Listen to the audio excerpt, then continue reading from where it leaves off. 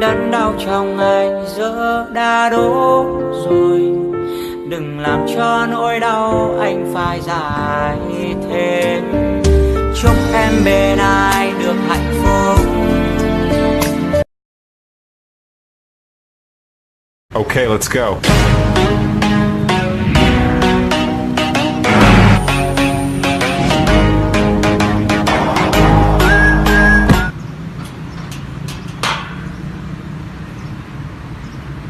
Sometimes you gotta stay in. Welcome to my house. Baby, take control now. We can't even slow down. We don't have to go out. Welcome to my house. Play that music too loud. Show me what you do now. Vrei pleci, dar nu mai ei. Nu mai ei. Nu mai ei. Chipul tău și dragostea din tei.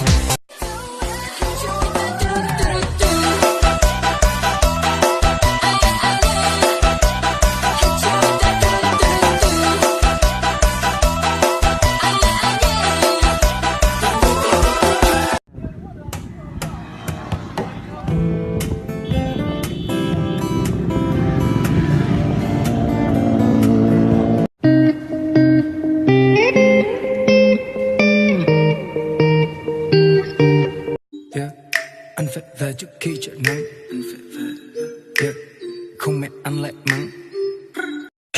น่ารักแบบนี้ไม่ได้มีบ่อยๆอยู่ไม่สักนิดส่งซิกให้สักหน่อยมีเทน fucking lit วีแดมบอยแล้วนี่เธอเมาหรือยังในกระโปรงในกระเป๋าไม่เคยมีแบงค์พันมีแต่ไอ้นั่นพาคุณมาได้เหมือนกันไม่ถึง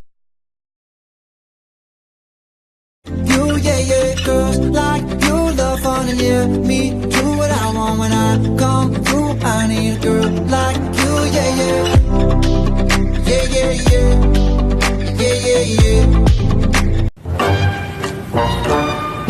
Anh xin tự giới thiệu anh là công tử Bạc Liêu, giàu nhất trong vùng gia tài bạc triệu, của cải đầy nhà ruộng đất thì phì nhiêu, thôi mà nói chi nhiều, hỏi người ta đi thì hiểu. Nhà to thì anh có một vài căn, mà nói về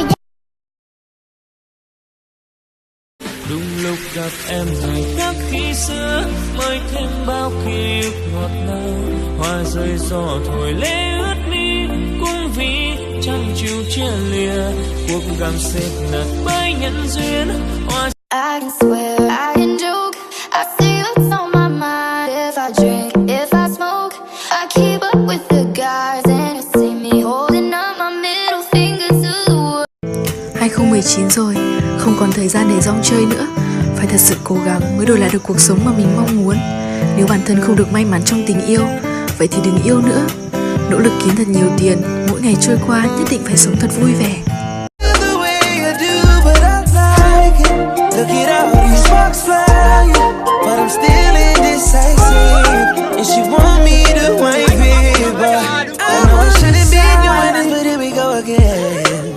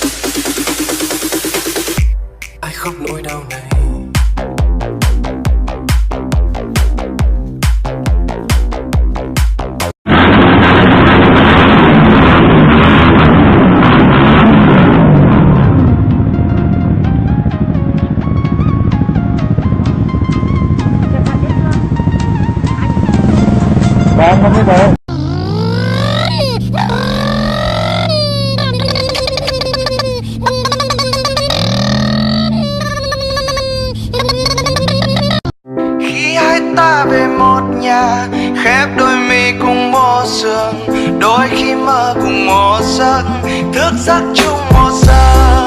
Khi hai ta chung một đường, ta vui chung một nỗi.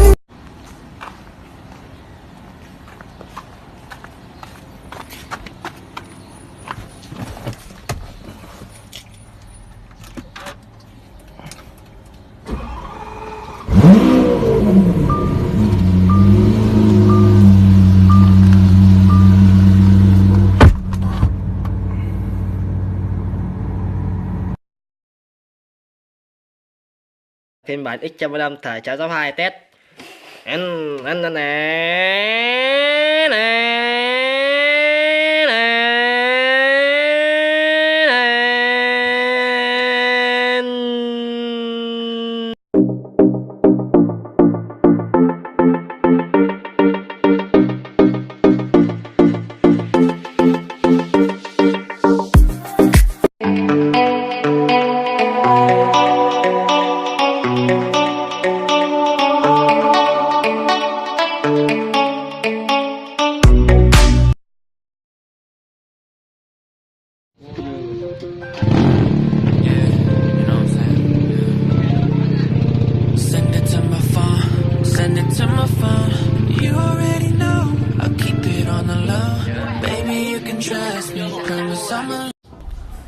Ngày nắng quanh năm chẳng sao, mà ngày mưa chỉ một ngày.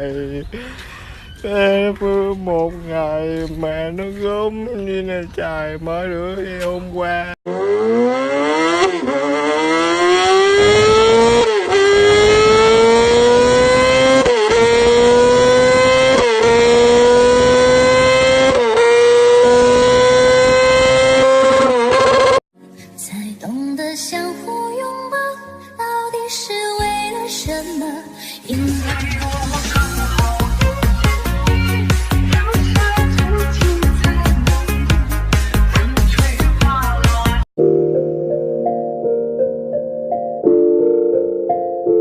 Got me going psycho.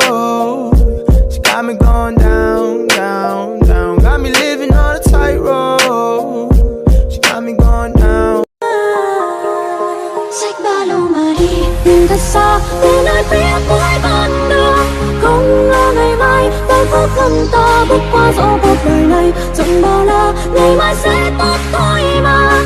Bao Ghé lỗ tai, anh nói nhỏ là em là nhất. Em là nhất, em là món vật không thể bỏ cũng không thể cất. Nói nó chỉ là một chiếc xe thôi, thì làm gì mà phải chăm sóc cho nó kỹ như vậy? Thì cũng đúng, nó chỉ là một chiếc xe thôi, nhưng mà tôi muốn nó phải thực sự đúng nghĩa là một chiếc xe.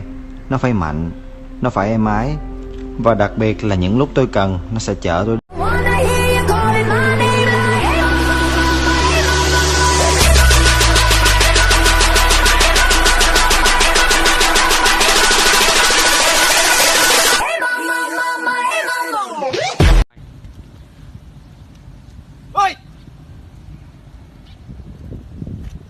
Bước xuống. Ghê vậy. Được thôi đi vậy.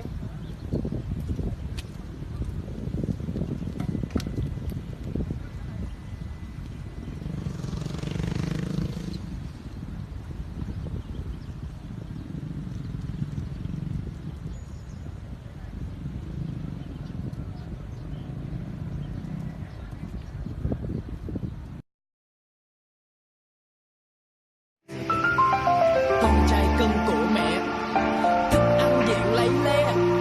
Bạn bè cậu có mặt riêng, ba mẹ nói là nó không nghe. Con trai cưng của mẹ, chơi hết đời tuổi trẻ.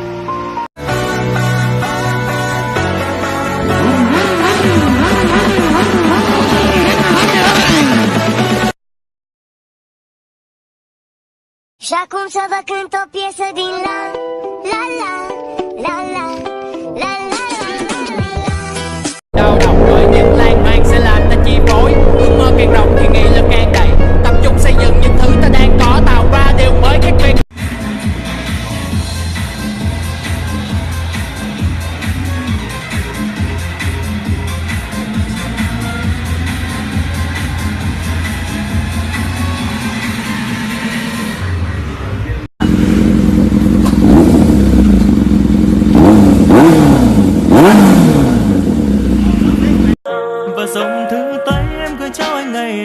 giờ còn là hư vô. Em gửi anh đây lời chào mà những người đi vội, mình làm gì nên tội, tại sao gì mà em đem xe gì tới ngộ hả? Xe đó. Đố mày xe gì? Xe máy. Xe máy đâu, xe máy gọi là xe mô tô. Con này em biết luôn nè. Con gì? R15 V3. R15. Bàn tay kia đã quen hơi nhau hay chưa, mà sao tim cứ ca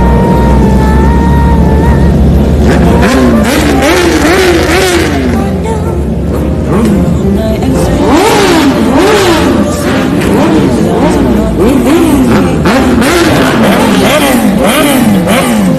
khi ta vào đêm cứ yêu đi đừng lo sợ gì.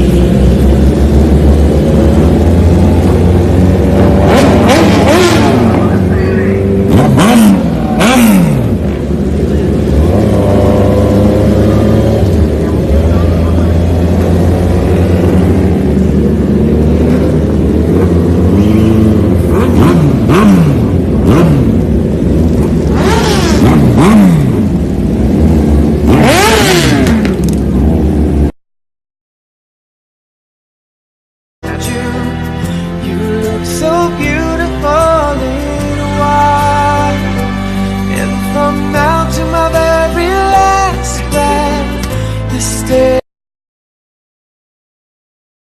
Nighttime, nighttime。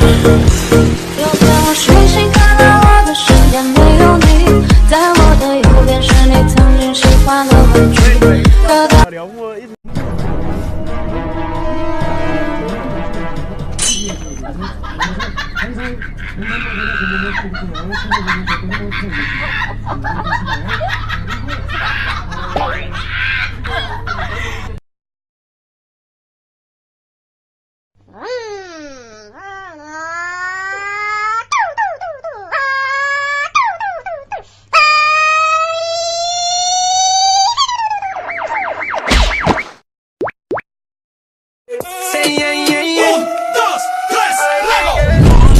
Is all it takes. Falling in love with me. Possibilities. I look like all you need. Người loài người này rất vội, em ơi cứ sống sao cho mình thấy vui, sống như ta chưa từng được sống, cầm bàn tay nhau đi qua đêm dài. Quay trên này mình cùng nhau.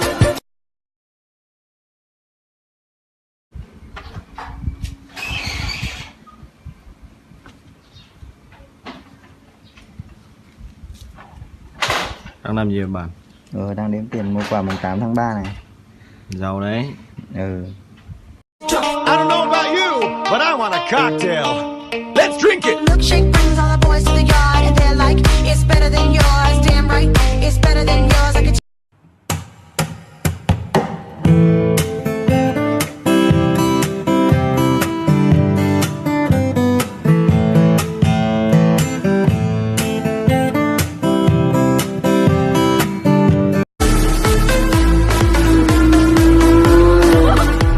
Ya cominciava canto piezza di la la la la la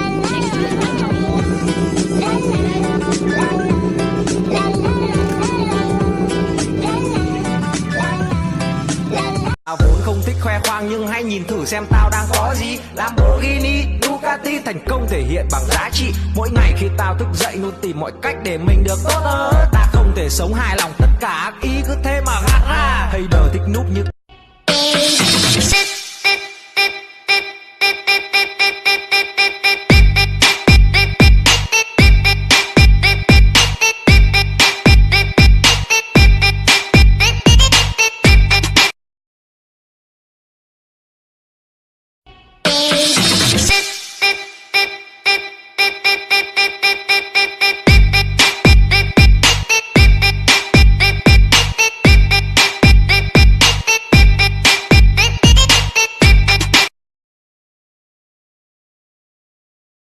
Sing na na na na na.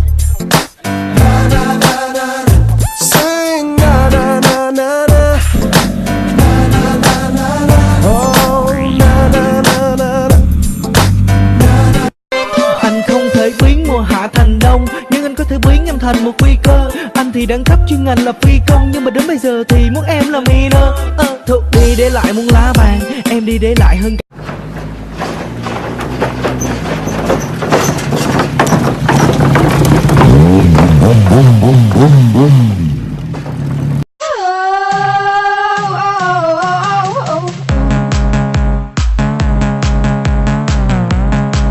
Nghe ta nói nè, cuộc đời là bể khổ.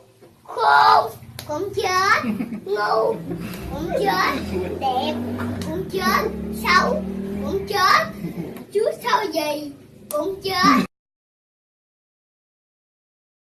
Help me help you. Girl, what you tryna do? Cause I don't got a clue. No, I ain't no Scooby-Doo. Help you. Cause I'm hungrier than you. I just wanna get some food and you about to kill my mood. 我可以跟在你身后，像影子追着光梦游。我可以等在这路口，不管你会不会经过。每当我为Anh ơi, sao anh không lên xe, anh đi đi, anh lại dắt xe như thế làm gì? Em thông cảm nhá, anh chỉ có tiền mua xe thôi, không có tiền mua xăng đâu. Đi đây. Hả?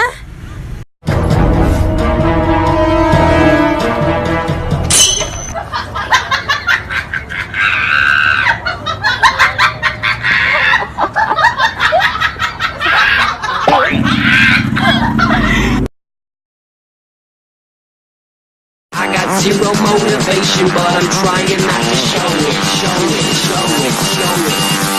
I'm lazy and I know it. Can you turn that bass